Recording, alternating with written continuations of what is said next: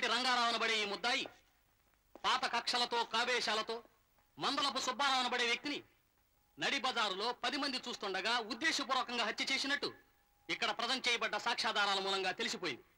So your honour, section IPC 302 ప్రకారం ఇతన్ని నేరస్తుడిగా పరిగణించి శిక్షించవలసిందిగా కోర్టు వారిని కోరుతున్నాను. That's all your honour. Mister Rangarao, నీ తరఫున లాయర్గా ఎవరిని పెట్టుకోలేదు. కోర్టు వారు లాయర్ని ఇస్తానన్నా వద్దన్నావు. పోనీ చివరిసారిగా నువ్వు చెప్పుకోవాల్సింది ఏమైనా ఉందా? ఉందయ్యా. అయితే చెప్పు. ఆ సుబ్బారావు గారు నా చెల్లెల్ని మానభంగం చేశాడు బాబు. ఆ అవమానం భరించలేక నా చెల్లెలు బావిలో పడి చచ్చిపోయింది. ఆ రోజు నేను కేసు పెట్టాను. కానీ ఆడు డబ్బున్నాడు. నా దగ్గర డబ్బు లేదు, సాక్ష్యం చెప్పడానికి మనుషులు లేరు బాబు. అందుకే నేను నడి బజార్లో నరికేశాను బాబు. వాడికి నేనే ఇచ్చేశాను బాబు.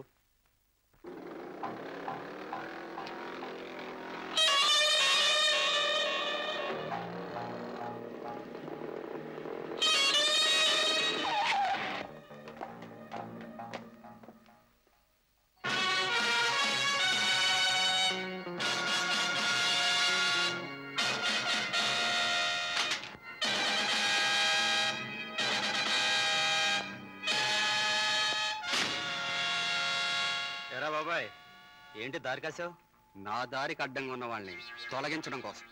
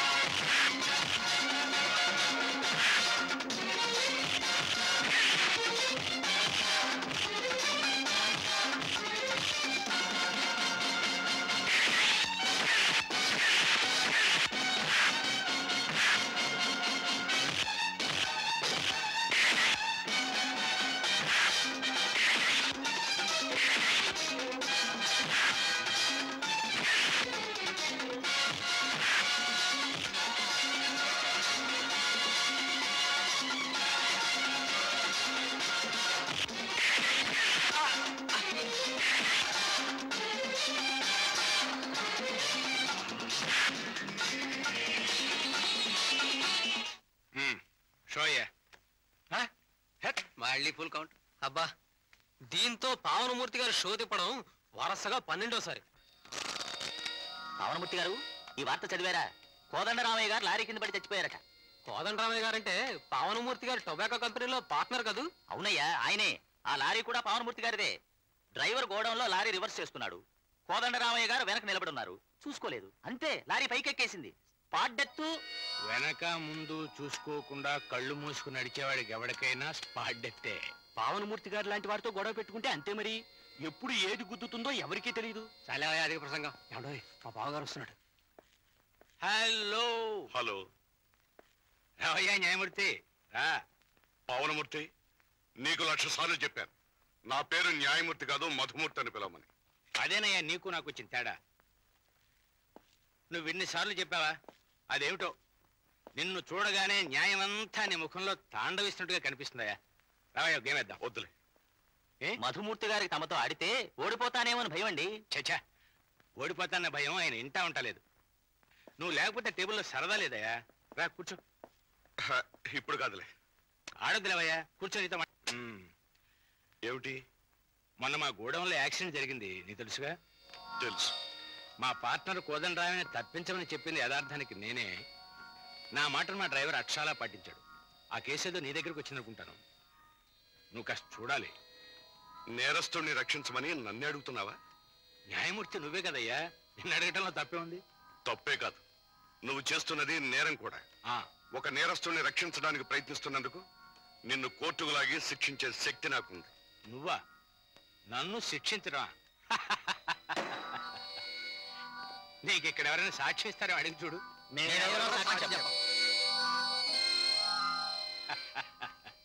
చూసావా, నేను తప్పు చేసినా అది ఒప్పేని చెప్పడానికి ఇక్కడ చాలా మంది ఉన్నారు.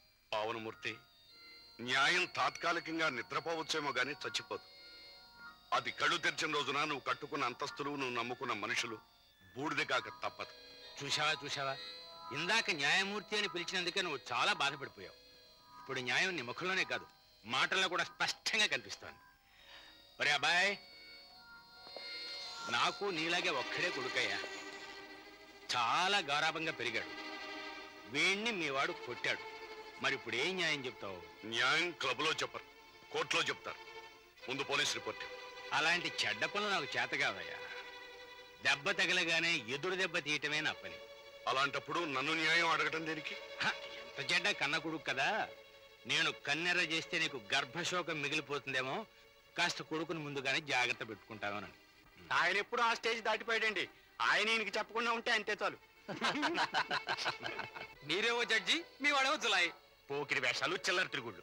కొడుకును కొట్టినా పావనమూర్తి గారు కాబట్టి పాపమని వదిలేశారు. నేనైతే కాలో కిలో విరిచొద్దు.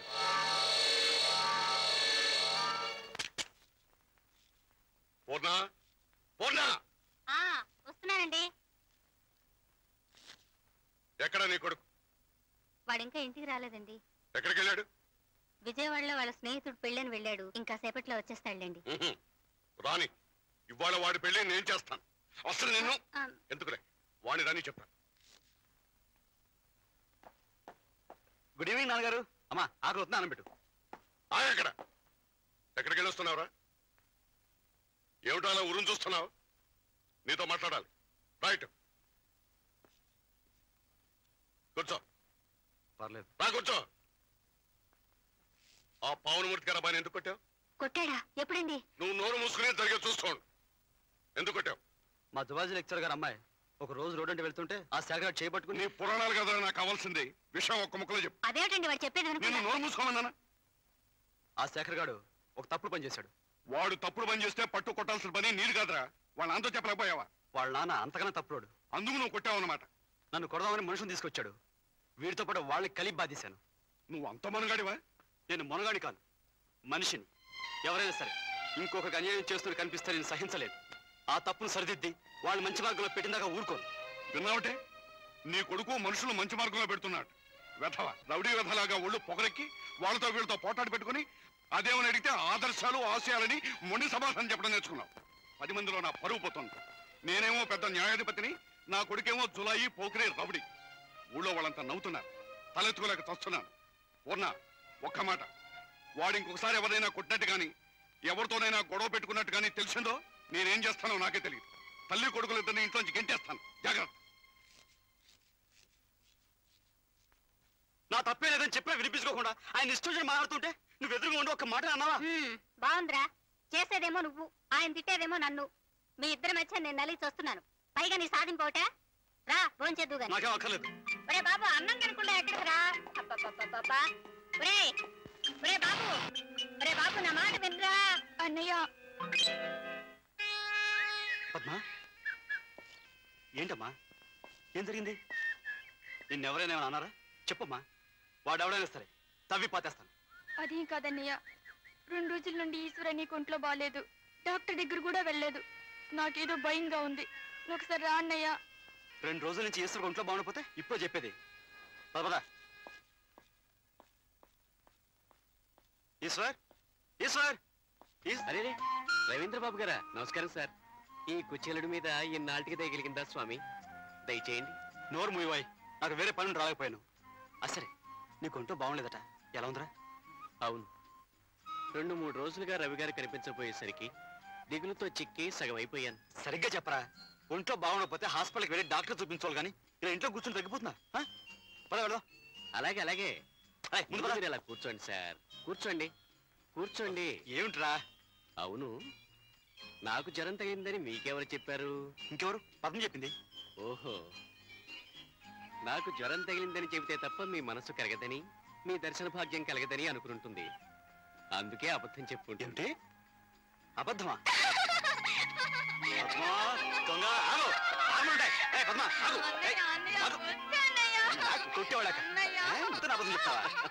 పద్మ, నువ్వు వెళ్ళి టీవీని పట్టరామా. రారా, కూర్చోరా. నమస్తే గారు.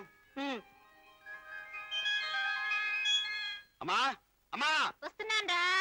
అమ్మా అబ్బబ్బబ్బా, ఏమిట్రా? నా టమాటో ఏది? టమాటా ఏమిట్రా? అదే నా టమాటో రంగు చొక్కా. ఇదిగోరా చొక్కాలో చొక్కా. అసలు నీకు ఇన్ని బట్టలు కుట్టించడమే పొరపాటు. 2 బనీళ్లు డ్రాయర్లు కొంటే ఇంట్లోనే పడి ఉంటావు. ఇంత గోచి కూడా పెట్టు, బాత్రూమ్ కూడా ఉంటాను.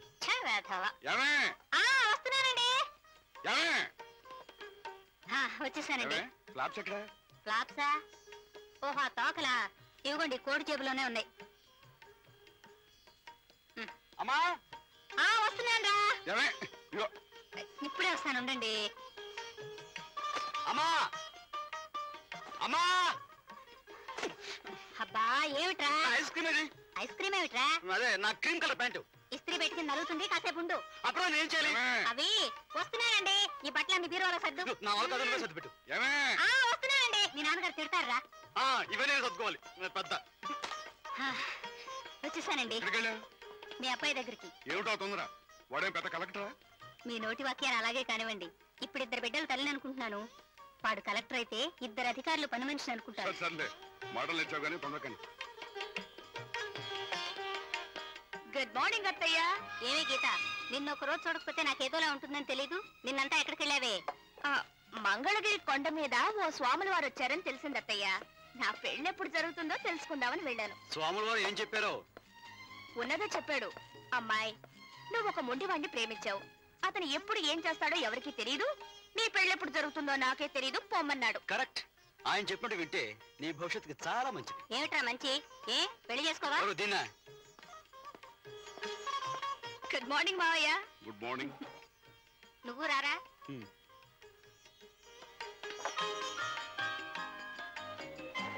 వెళ్ళి బావ పక్కన కూర్చోమ్మా. వచ్చిందే అందుకు, మళ్ళీ పెట్టిదనుకో. నేను నీ కోసమే రాలేదు, మావయ్య కోసం వచ్చాను. ఏమ్మా, మీ నాన్న ఏం చేస్తున్నాడు? ఏం చేస్తుంటాడు? తలక మాసం ఎవరైనా కనబడితే వాడి దగ్గర ఎంత ఫీజు వసూలు చేయాలా అని ఆలోచిస్తుంటాడు. అవును మరి, ఈ కాలంలో కొండ మీద కోతులైనా దొరుకుతాయి గాని పళ్ళుళ్ళు మాత్రం దొరకటం లేదు. లక్షలు సంపాదించొద్దు. బాగా చెప్పావమ్మా. సర్లేండి, మీ మావ కోడళ్ళు ఎప్పుడు ఒకటేగా. ఏం చేస్తామే, ఈ రోజుల్లో కొడుకులు అన్నం పెడతారని ఆశపోయింది. అందుకే కోడలు మంచి చేసుకుంటున్నాను. శభాష్ మావయ్య. సంతోషించావులే. ఇంతకీ ఎందుకు వచ్చినట్టు? నా ఫ్రెండ్స్ తో పిక్నిక్ వెళ్తున్నాను. మావయ్యతో చెప్పి వెళ్దామని వచ్చాను. మావాడిని కూడా తీసుకెళ్ళరాదుటే. నాకు వేరే పని పాటలేదేంటి?